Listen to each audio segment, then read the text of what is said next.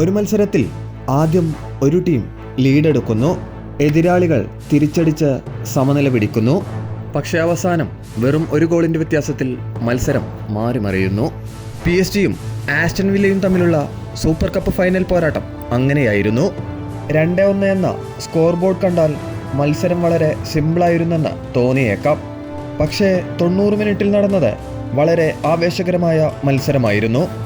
മത്സരം ആരംഭിച്ചപ്പോൾ തന്നെ PSG-ക്ക് ആക്രമണ മനോഭാവമായിരുന്നു.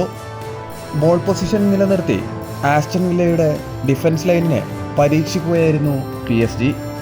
അങ്ങനെ മത്സരത്തിൻ്റെ 20-ാം മിനിറ്റിൽ PSG-യുടെ ഗോളിലേക്കുള്ള അവസരമെത്തി.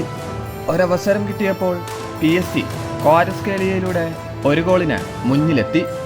ഒരു ഗോൾ നേടിയതോടെ PSG-യുടെ ആത്മവിശ്വാസം വീണ്ടും കൂടുകയാണ്. പക്ഷേ ആസ്റ്റൺ വില്ല പിന്മാറാൻ തയ്യാറായിരുന്നില്ല. അവർ തുടർച്ചയായി PSG-യുടെ ഡിഫൻസിലേക്ക് ആക്രമണം അഴിച്ചുവിട്ടു. PSG-ക്ക് ഒരു ഗോൾ ലീഡുണ്ടായിരുന്നെങ്കിലും മത്സരം അതോടെ അവസാനിച്ചിട്ടില്ലെന്ന് വ്യക്തമായിരുന്നു.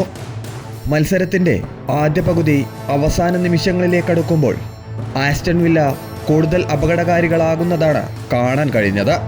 PSG-യുടെ പ്രതിരോധ നിര കൂടുതൽ പരീക്ഷിക്കപ്പെട്ടുകൊണ്ടിരിക്കുകയാണ്.